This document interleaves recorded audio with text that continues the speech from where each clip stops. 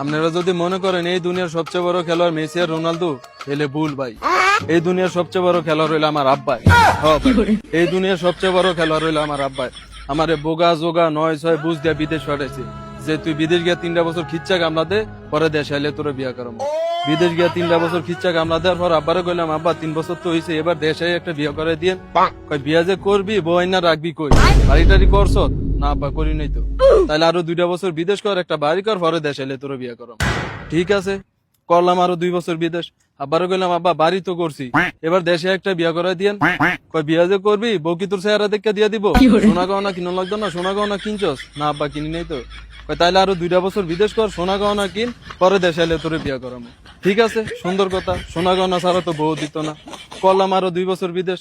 আব্বারও গেলাম, আব্বা সোনা গহনা তো কিনছি, এবার দেশে একটা বিয়া করে দিয়েন।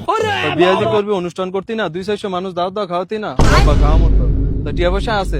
আব্বা না। তাইলে আরো 2টা বছর কামলা দেয় খিচ্চা, পরে 5 লাখ টাকা ক্যাশ কর, তারপরে তোরে দেশে এলে শিওর তোরে বিয়া করে। দেখছেন গানের কোনো শেষ আছে? হ্যাঁ, গান একটার পর একটা রেডি খাই। মানে আমারে বিয়া করাবে হে দুর্বলতা সুযোগ নিয়ে আমারে যা খেলা দেয়াইতেছে ভাই, আমি শিওর সামনের ব্যালন ডিওর আমার আব্বাই খেতে। আমার এই বিশ্বাস আমার আব্বার প্রতি আছে ভাই। আমার বিদেশ পাড়া যেই খেলা দেয়াইছে ভাই, সামনের ব্যালন ডিওর 100 আমার আব্বাই ভাই। সেলুট আব্বা, সেলুট। আপনার মতো আব্বা ভাই আমি গর্বিত।